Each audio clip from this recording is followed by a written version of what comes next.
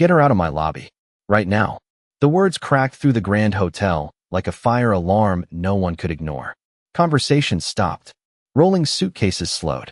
Heads turned from every corner of the marble-covered lobby.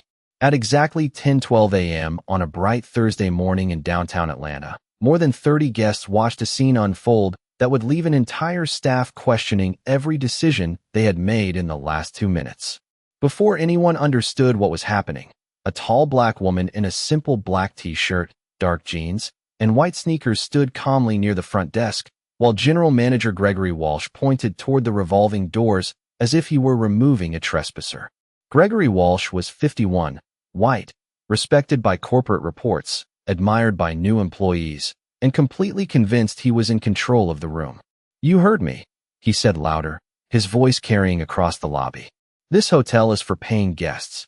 Leave before security escorts you out." A wave of whispers rolled through the crowd. Some guests exchanged confused looks. Others reached for their phones. The woman didn't move. She didn't argue. She didn't raise her voice. She simply looked at Gregory with a calm expression that seemed almost out of place in the middle of the growing tension. Her name was Danielle Brooks, 42 years old, successful, disciplined, unshakable. And at that moment, nobody in the lobby seemed to know who she really was. Gregory mistook her silence for surrender. That would become the most expensive mistake of his career. Behind the front desk, 2 employees exchanged smirks. One of them, a blonde receptionist named Lauren Mitchell, folded her arms and shook her head. "I knew something was off the second she walked in," she muttered. Nearby, a bellman pretended not to listen while glancing toward Danielle every few seconds. Across the lobby, a family checking out paused beside their luggage. A businessman lowered his coffee cup. An elderly couple stopped near the elevators. The atmosphere was changing. What had started as a routine morning now felt charged, as though the room itself was holding its breath. Danielle remained perfectly still. Her posture was relaxed. Her eyes moved slowly around the lobby, taking in every detail. The chandeliers, the polished floors, the guests, the employees, the security cameras mounted discreetly in the corners. She noticed everything. Gregory stepped closer. "Are you refusing to leave?" he asked. Danielle looked at him for a moment before speaking. "Are you sure you want to do this?" The question was quiet, calm, almost gentle. Gregory laughed. Several employees joined him. "Absolutely," he said. "I'm very sure." More phones appeared. Someone near the concierge desk began recording. A woman standing near the coffee bar whispered, "Something doesn't feel right." Gregory ignored her. He was too busy enjoying the authority he believed he had. "Last warning," he announced. "You don't belong here." The words landed heavily in the air.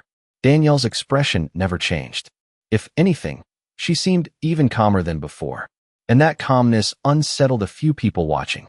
Because it wasn't the calmness of someone defeated. It was the calmness of someone waiting. Waiting for a line to be crossed. Waiting for the truth to arrive. Waiting for people to reveal exactly who they were. Then Danielle slowly reached into her pocket and wrapped her hand around her phone. Across the lobby, one young employee noticed the movement and felt a sudden knot form in her stomach. Something was wrong. Very wrong. And within moments, the entire hotel was about to find out. Danielle Brooks did not pull out her phone immediately. Instead, she let the silence settle over the lobby like a heavy curtain. Gregory Walsh thought he had won.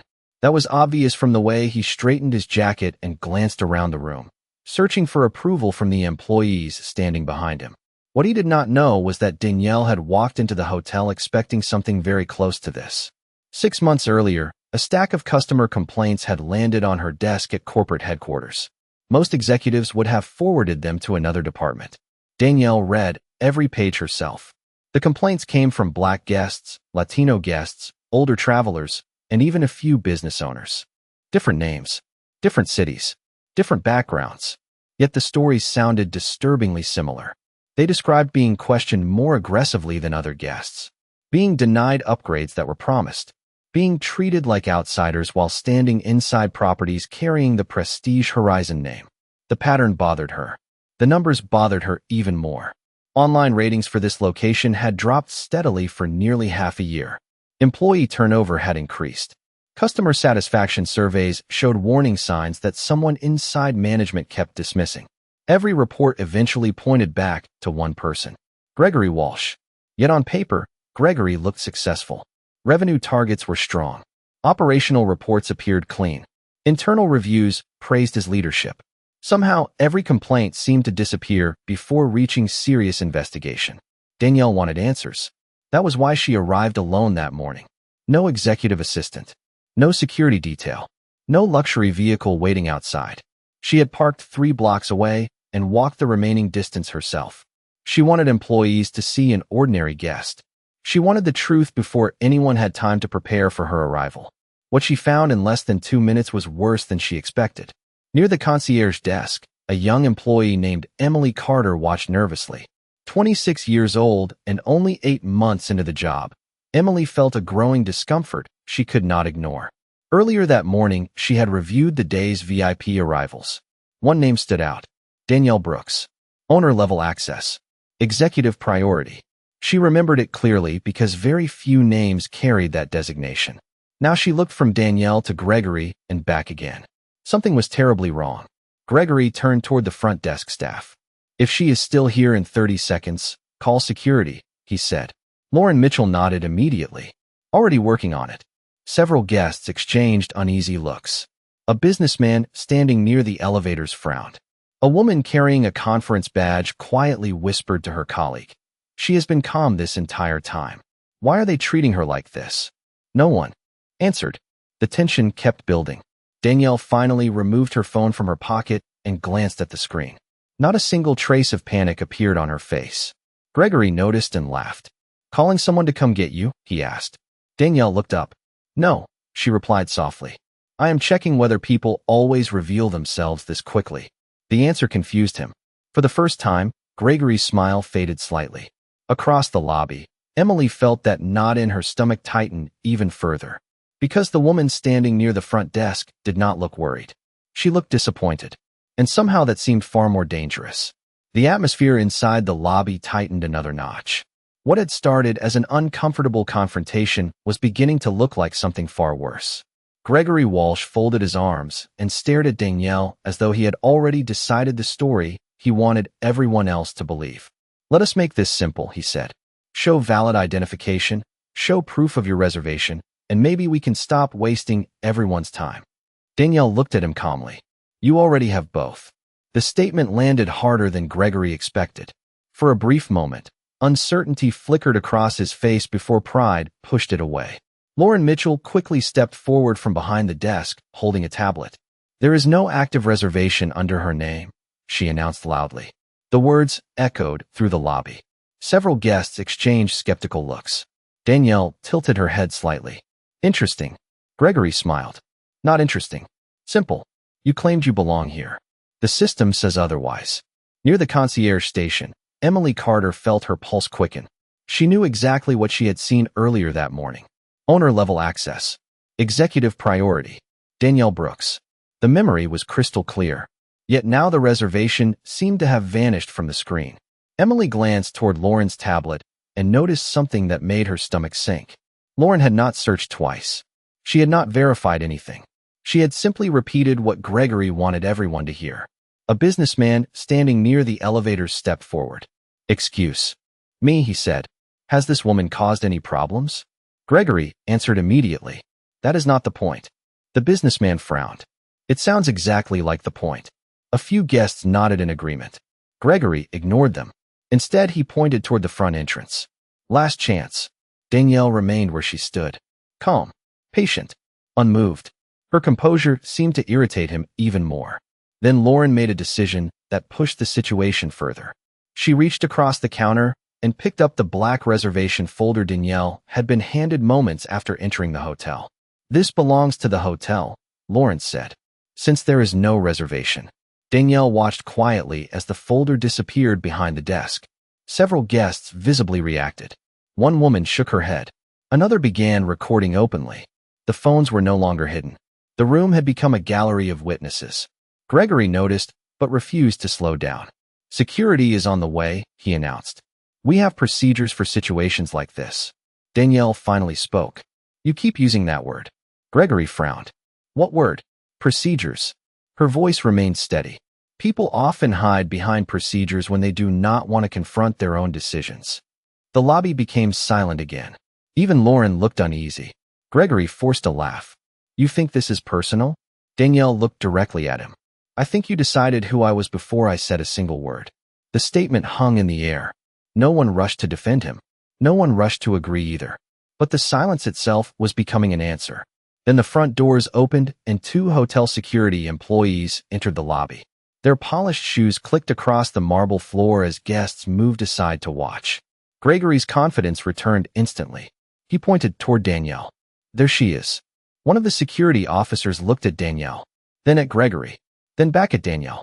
Something about the situation clearly did not match the urgency of the call. Yet before anyone could ask another question, Gregory took a step forward and said the words that would change everything. She does not belong here. Remove her from the property. Across the lobby, Emily Carter felt a chill run through her chest because she knew with absolute certainty that Gregory had just crossed a line he could never uncross. The moment Gregory Walsh said the words, the energy inside the lobby shifted again. Even the two security employees seemed uncomfortable. Neither rushed forward. Neither looked eager to carry out the order. They simply stood there, studying the woman Gregory wanted removed. Danielle Brooks remained calm. She did not step back. She did not argue. She looked at the security officers the same way she had looked at everyone else that morning, quietly observing, quietly measuring. One of the officers cleared his throat. Sir, can you explain exactly what policy has been violated? Gregory's jaw tightened. She is refusing instructions from management. Danielle glanced toward the officer. I asked a question. That is all I have done. Several guests nodded. The officer noticed. So did Gregory. The room was no longer moving in the direction he wanted. Near the concierge station, Emily Carter felt her heartbeat pounding in her ears. She had tried to stay silent. She had tried to convince herself that management knew something she did not. But that explanation was becoming impossible to believe. Every passing second made the situation look worse. Emily glanced toward the internal terminal beside her desk. The screen was still open. The same screen she had checked less than an hour earlier. Her eyes moved across the information one more time. There it was. Danielle Brooks. Owner-level access. Executive priority. The words had not disappeared. The reservation had not disappeared. Only the story Gregory was telling had changed. Emily swallowed hard. Speaking up could cost her job. Staying silent could cost her something else. Across the lobby, more guests were openly recording now. A travel blogger standing near the coffee lounge lifted her phone higher. Something is not adding up, she said quietly to her audience. Beside her, a retired Army veteran folded his arms. I have been watching this for 10 minutes, he said. The woman has been respectful the entire time. Gregory pretended not to hear either comment. He pointed toward Danielle again. Remove her. The officer hesitated. That hesitation lasted only 2 seconds, but everyone noticed it, including Emily. Something inside her finally snapped into place. Before fear could stop her, she stepped away from the concierge desk. Her shoes echoed softly across the marble floor. Gregory turned immediately. Emily. His voice carried a warning. Go back to your station. She stopped several feet away. Every eye in the lobby shifted toward her. Lauren Mitchell looked horrified. Danielle watched quietly. Gregory's face darkened. Emily. This time the warning was sharper. Not now, but it was already too late. Emily took a breath. I checked the arrivals list this morning. Silence. Complete silence. Gregory stared at her. Lauren froze. The guests leaned closer. Even the security officers looked interested now. Emily continued. Her name was in the system. Gregory immediately interrupted. You do not know what you are talking about. Emily shook her head. Yes, I do. Her voice trembled slightly, but she kept going. I remember it because there are only a few guests with owner-level access. A murmur swept through the lobby. Danielle did not react outwardly, but something changed behind her eyes. Gregory took a step toward Emily. That is enough. Emily looked directly at him. For the first time all morning, she was not afraid. No, she said. I think everyone deserves to know the truth. And suddenly the entire lobby seemed to lean forward at once. The lobby erupted into whispers the moment Emily Carter finished speaking. It was no longer one employee's word against another. The room had become a living record of everything that had happened over the last several minutes. Gregory Walsh looked around and realized he was losing control of the narrative. The confidence that had carried him through the confrontation began to crack. "You are confused," he said sharply. "You must have looked at the wrong account." Emily shook her head. "I know exactly what I saw." Her voice was stronger now, strong enough for every guest to hear. Lauren Mitchell avoided eye contact. One of the security officers shifted his weight and glanced toward Danielle Brooks with growing uncertainty. The situation that had seemed so straightforward moments earlier now felt deeply wrong. Danielle remained silent. She stood with the same steady posture she had maintained from the beginning. No anger, no panic, no desperation. That calmness continued to unsettle everyone around her. The retired Army veteran stepped forward another few feet. "Sounds like somebody should verify the records before throwing anyone out," he said. Several guests nodded immediately. A travel blogger holding her phone agreed. "That seems reasonable." Gregory ignored them. He pointed toward the security officers again. "We are done discussing this." Yet even they hesitated now. The hesitation spoke louder than any argument. Danielle looked across the lobby toward a large window overlooking downtown Atlanta. Sunlight reflected off the glass towers outside. For a brief moment, her mind drifted backward. 26 years earlier, she had been 16 years old standing in the lobby of another hotel hundreds of miles away. She remembered the polished floors, the expensive furniture, the way people looked through her instead of at her. She remembered waiting for relatives who were checking in for a family event. A staff member had approached her and asked whether she belonged there. When she explained she was waiting for family, they asked her to leave the seating area anyway. She remembered standing outside on the sidewalk holding back tears while guests walked past, as if nothing had happened. The memory had stayed with her for decades. Not because it destroyed her confidence, because it taught her something. People often reveal their character when they believe there will be no consequences. Back in the present, Danielle slowly turned her attention back to Gregory. He was still talking, still insisting, still trying to force the room to accept his version of reality. Then one of the security officers spoke. "Sir, before we proceed, I would like confirmation from the reservation system." Gregory's face hardened immediately. "That will not be necessary." The answer landed badly. Guests exchanged looks. Emily looked stunned. Even Lauren appeared uncomfortable. Why refuse a simple verification if he was telling the truth? The question spread silently through the crowd. Danielle finally spoke. Her voice was calm, but carried across the entire lobby. "You have had multiple opportunities to correct this." Gregory laughed nervously. "Correct what?" Danielle looked directly at him. "Your assumptions." The words hit harder than anyone expected. Silence followed. Then another guest raised a phone. Then another. The crowd was no longer shrinking away from the conflict. It was moving toward the truth. Gregory sensed it. So did Lauren. So did the security officers.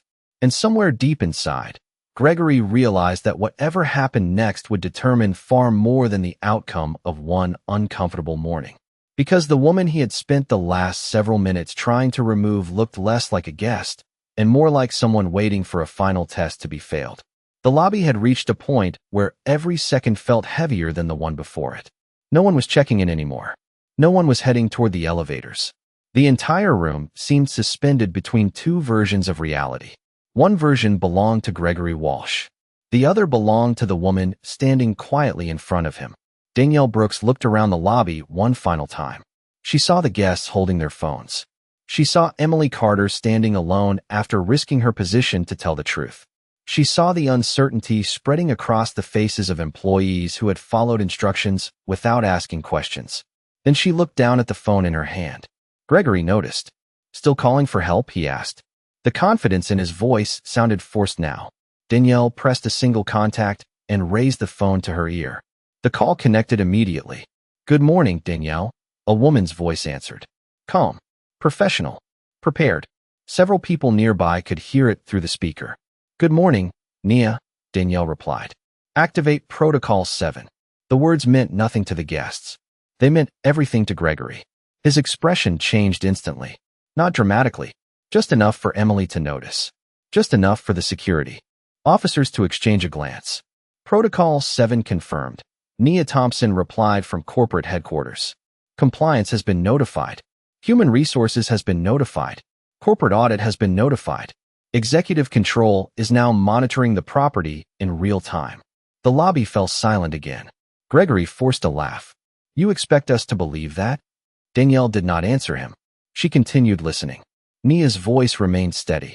Video archives are being preserved. Access logs are being secured. Employee actions recorded during the last 30 minutes have been flagged for review. Lauren Mitchell suddenly looked uncomfortable. Her eyes moved toward Gregory. For the first time all morning, she appeared unsure of herself. Nia continued. Would you like escalation to board oversight? Danielle's answer was immediate. Yes. A few guests looked at one another. The retired Army veteran slowly lowered his arms. The travel blogger stopped speaking to her audience. Even the security officers were paying close attention now. Gregory stepped forward.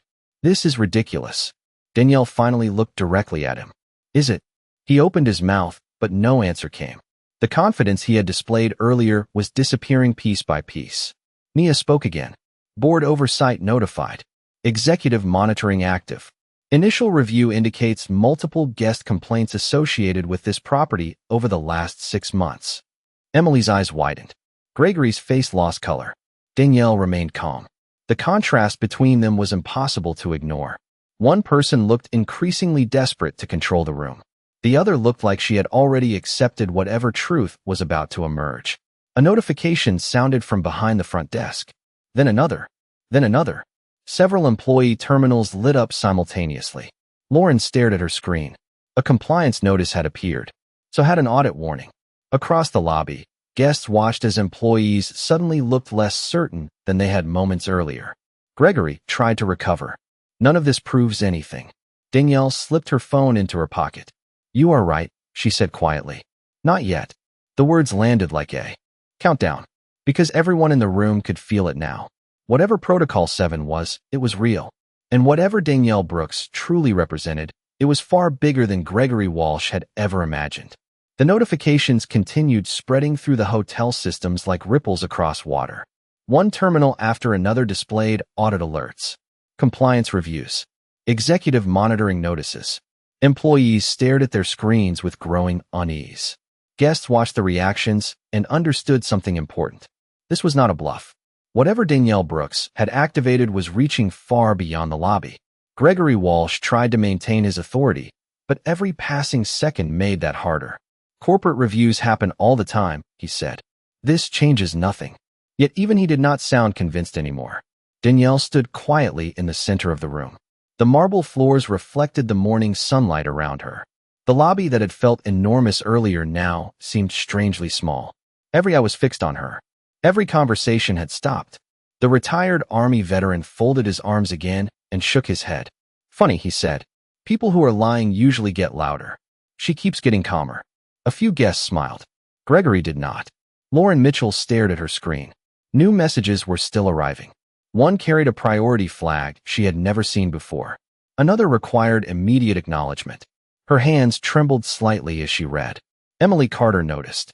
So did the security officers. The room could feel the shift happening in real time. Then Danielle took a slow step forward. The movement was small, but it captured everyone's attention. She looked directly at Gregory. Do you know what the saddest part of this is? She asked. Gregory said nothing. Danielle continued. You never asked who I was. Silence. Complete silence. Gregory opened his mouth, then closed it again. Danielle's voice remained steady. You looked at my clothes. You looked at my skin. You looked at me standing here alone. Then you decided the rest of the story without asking a single question. Several guests nodded. The travel blogger lowered her phone slightly, listening. Emily felt a chill run through her chest. Because everyone knew Danielle was right. Gregory had made assumptions from the moment she walked through the door. Danielle glanced around the lobby. You were not interested in facts. You were interested in confirmation. Gregory's face tightened. You are twisting this. Danielle shook her head. No. Then she delivered the sentence that stopped the room cold. You threw me out of a hotel I built. No one moved. No one breathed. Even the background music playing through the hotel speakers suddenly seemed distant. The words hung in the air like a bell that had just been struck. Gregory stared at her. Lauren looked confused. The security officers exchanged another glance. Several guests blinked as if they had misheard. Then Emily Carter stepped forward. Her voice was quiet, but every person in the lobby heard it. She is telling the truth. Gregory turned sharply toward her. Emily did not back down. Danielle Brooks is the founder of Prestige Horizon Hotels Group. Gasps spread through the crowd. The travel blogger's eyes widened. The retired Army veteran muttered something under his breath. One guest immediately searched the name on his phone. Another did the same. Within seconds, faces around the lobby began changing. Recognition, shock, embarrassment, realization. Gregory looked as though the floor beneath him had disappeared. Danielle never raised her voice. She never smiled. She simply stood there while the truth finally caught up to everyone in the room. And somewhere behind the front desk, another notification appeared. This one carried a red executive seal. Whatever happened next was no longer in Gregory Walsh's control. The red executive seal on Lauren Mitchell's screen seemed to drain the remaining confidence from the front desk. Employees stared at their monitors. Guests stared at the employees. No one knew exactly what was coming next, but everyone understood that the balance of power inside the lobby had completely shifted. Gregory Walsh looked from Danielle Brooks to the flashing notification and back again. His earlier certainty was gone. In its place stood something far less comfortable. Doubt. The system chimed. Again. Then another terminal displayed the same red seal. One of the security officers checked a nearby monitor and frowned. Executive review in progress, he read quietly. Across the room, several guests exchanged astonished looks. The travel blogger glanced at her phone. Comments were already flooding in from viewers who recognized Danielle's name. The retired Army veteran shook his head slowly. All this because nobody bothered to ask a simple question. Danielle remained calm. She did not celebrate. She did not gloat. She simply watched. Years of leadership had taught her that people often revealed their true character during moments like these. The real test was never success. It was accountability. Suddenly, a priority call appeared on the front desk system. Lauren hesitated before answering. Her hands trembled slightly. "Front desk," she said. A voice immediately responded. "This is corporate executive control. Place the call on speaker." The request was clear. Lauren obeyed. The voice echoed throughout the lobby. "This property is currently under active executive review. All management personnel are instructed to remain available pending compliance findings." Every employee froze. Gregory swallowed hard. Danielle said nothing. The corporate voice continued. "Initial review confirms multiple policy violations associated with guest treatment, complaint handling, and escalation procedures." Guests looked at one another. Emily Carter lowered her eyes briefly. She remembered the complaints that had quietly disappeared. She remembered coworkers warning her not to ask questions. Now those questions were finally being asked by someone with authority. Gregory stepped toward the desk.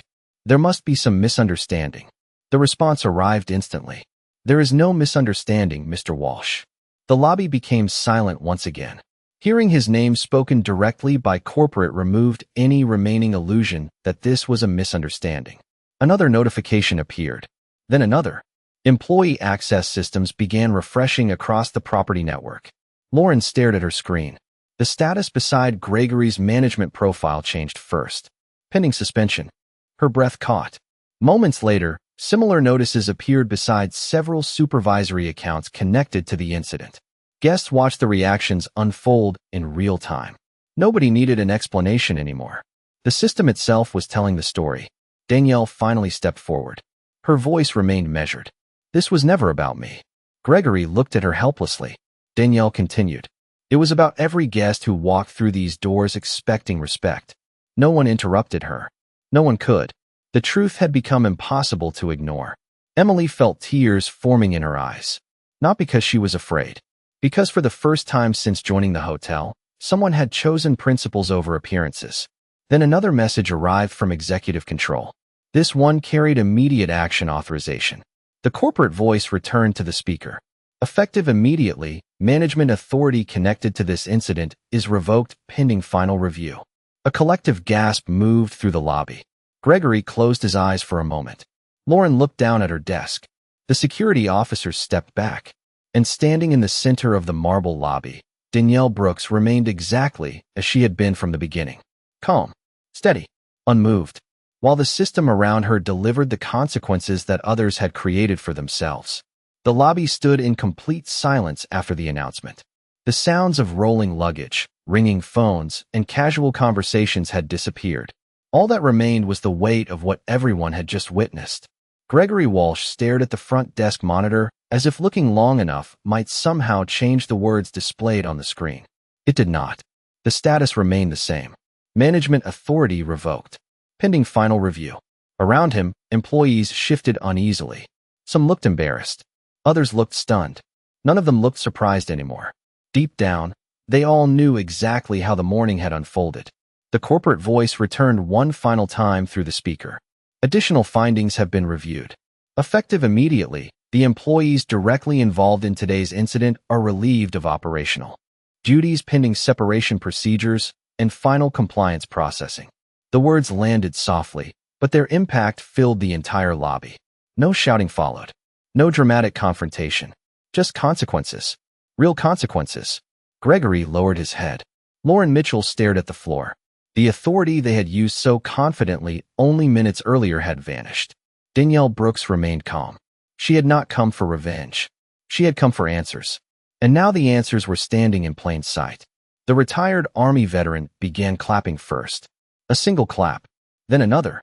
Soon several guests joined him. Not because someone had been punished. Because the truth had finally been acknowledged. The travel blogger lowered her phone and smiled. That is what accountability looks like, she said quietly. Emily Carter stood near the concierge desk, overwhelmed by everything she had just witnessed. Danielle noticed her immediately. Emily. The young employee looked up. Yes, ma'am. Danielle smiled for the first time that morning. It was a small smile, but it changed the atmosphere of the room. Thank you for telling the truth when it was difficult. Emily swallowed hard. I almost stayed quiet. Danielle nodded. Most people do. Then she added something Emily would remember for the rest of her life. Character is not revealed when speaking is easy. Character is revealed when speaking carries a cost. Emily felt tears forming in her eyes again. Not from sadness. From relief. The kind that comes when doing the right thing finally matters. Danielle slowly turned toward the guests gathered around the lobby. Some were still recording. Others simply listened. She looked at each of them before speaking. The biggest mistake made here today was not failing to recognize me. The room became still once more. Danielle continued. The biggest mistake was deciding that someone deserved less respect because of assumptions. No one interrupted. No one looked away. Every person understood exactly what she meant. Danielle glanced briefly toward the entrance where Gregory had first pointed and told her to leave. Then she looked back at the crowd. Every guest who walks through these doors deserves dignity. Not because of wealth. Not because of status. Not because of a title. Because they are human beings. The words settled across the lobby like sunlight after a storm. Even employees standing quietly nearby seemed to stand a little straighter. Danielle took a final look around the hotel she had built from a dream, a vision, and years of relentless work. Then she spoke the sentence that would stay with everyone who heard it. I did not come here to test loyalty. I came here to test humanity. Silence followed. Powerful. Complete. Then the applause returned, louder than before. Danielle did not raise her voice. She raised the standard. And on that morning in downtown Atlanta, an entire hotel learned the difference.